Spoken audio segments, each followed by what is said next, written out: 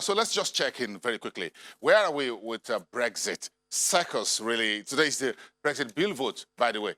Before that, the sterling is rising. Perhaps that's a sign of confidence in what Prime Minister Boris Johnson has put before the Parliament. Juliana Olayinka, my colleague from our London studios, is bringing us up to speed right now on that. Very quickly, Juliana, good morning.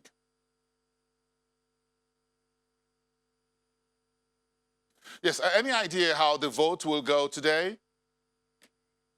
Well, there are two votes today. Again, it's a big day in Parliament. One vote being for a second reading, which is the opening of the withdrawal agreement bill. The second vote will be for whether or not the MPs will allow 3 days of a timeline. Some people are saying Boris Johnson is going through a 30-mile-per-hour zone at 200 miles per hour. So he's likely to get the first vote through. The second vote, not so likely.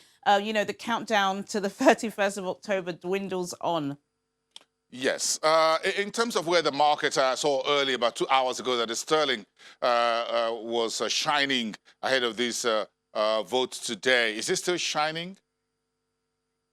It is still shining. Yesterday, Bosun, it was at the $1.30 mark, which is absolutely staggering. That's a 5-month high. It's settled slightly. It's about $1.29. A lot of traders are, you know, a little bit anxious to see what's going on. They don't want to push the currency too much high above the dollar because, of course, there's still so many tosses and turns and political uncertainty. But at the moment, it's on a high at $1.29, which is still very, very good. And, of course, if he gets his vote to do that 3-day timeline, it's looking likely to soar.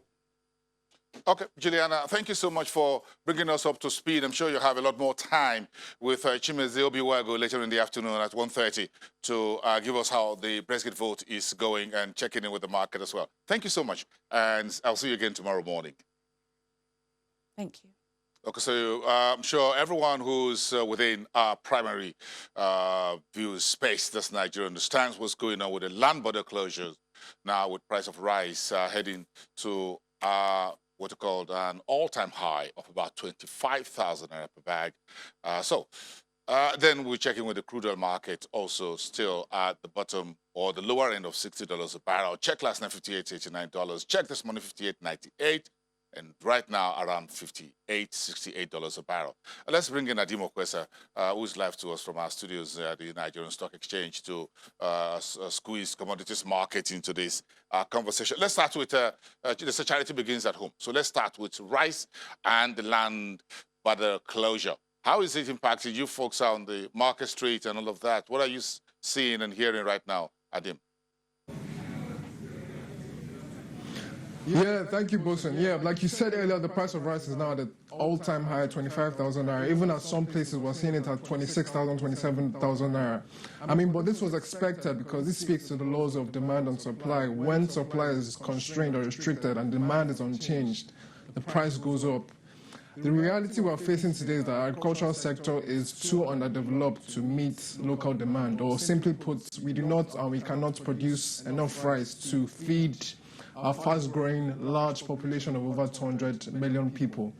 What's even concerning is that I'm seeing people undertake devious means to try and still smuggle rice into the country. I'm seeing pictures on social media of people concealing rice in full tankers or unpackaging the rice, bringing it to the country, and then packaging it back again. I mean, that's very dangerous, and one can imagine the severe health implications that could pose on us Nigerians. But I think the reality we're facing today is that we depend on imported rice. This is reflected in the fact that our imported inflation, I mean, the September numbers came out last week. Our food imported inflation increased to 15.9%. And that figure has been growing at double-digit rates throughout since 2018. So the hope is that this is going to be a temporary measure. I mean, the custom agency said in August that this border closure is just a stopgap measure, while it devises more permanent solutions to address the smuggling issue. So I hope that this is not going to last long, because if you look at the December, we're heading towards December Christmas period. A lot of people depend on rice. A lot of people purchase rice. this could be very problematic for a lot of consumers if they have to end up buying Nigerian rice as high as 27,000 naira, 28,000 naira. So it's a very serious issue. Very interesting scenario for those who want to eat rice at the end of the year. Perhaps this is the time to make a call to the village and ask them to send you some village rice ahead of time. That's just one simple solution I have. I don't know how relevant that is, but just tell them to bring you half bag of rice from the village. That might just resolve the whole issue. We'll just bring down the price. I don't know, it might work. We'll just try it. Maybe I'm just going to make a phone call to some folks up and says, can I get a half bag of rice from home? Where I'm not sure it's going to be as high as 25,000 per bag. But that's a very serious issue. While we're trading crude oil around $60 a barrel, Adim, trying to explain this to us, where we are at the crude oil market right now, it looks like that oil market is upset, and I'm trying to find out why. Any idea? Yes, we're still seeing this concern of weaker global economic growth still weighing on demand for oil. I think I saw on social media that over 50 countries have reported weaker than expected economic growth. China, the largest consumer of oil, reported its figures earlier this week. Its economy grew by 6% in Q3 19, which is the weakest since 1992. That was 27 years ago. So that is really driving down prices or putting a ceiling on prices. So, but there's hopes that maybe the event of a Brexit deal or even a trade truce between the US and China would lift investor sentiment and at the same time lift the demand, lift the price of oil. So let's hope that before the end of the year, the markets will get a Christmas gift or in the form of a Brexit deal or a trade pact between the US and China. A quick one before we, about a minute, Adim, about the soft commodities. When you talk about agri-commodities, wheat, corn, cocoa, and sugar, where are we at the moment? Seeing some news around what's going on in Russia and in the US as far as output is concerned and the weather condition. Yes, the price of wheat. Nigeria is a major importer of wheat and corn. The price of wheat is at an all-time or year-to-date high currently because of severe weather conditions in the US. That is what is driving prices up of those two commodities. In terms of cocoa, the price of cocoa is coming down because of forecast of higher production from West African producers, including Nigeria, Ivory Coast, and Ghana. Nigeria is a major exporter of cocoa, so we need prices to become higher, not lower. In terms of sugar, Nigeria is an importer of sugar. Sugar prices are trending lower because of that sense of weaker global demand, this sense that people are shifting towards more healthier products. So that is what is weighing on the price of sugar right now. Okay, Adim Okwesa, thank you so much for coming through. We look forward to having you on Thursday. Let's bring our viewers up to speed as far as commodities market is concerned. Thank you so much from Financial Derivatives Company. Thank you so much.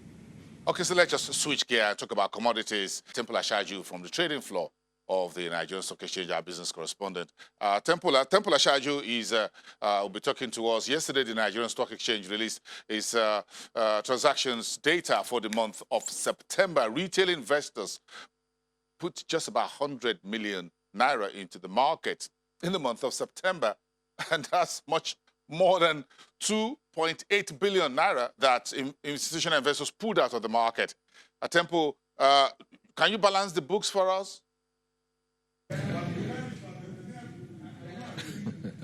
Oh, well, you know, Bosun, that we haven't really seen so much improvement around consumer spending in this climb lately. The macroeconomic performance as well is not looking too good. And if we connect this with the earnings that we've seen so far, it totally reflects in the books. For FBN Holdings, which has a weaker top line, this explains what has happened to their gross earnings, which actually declined.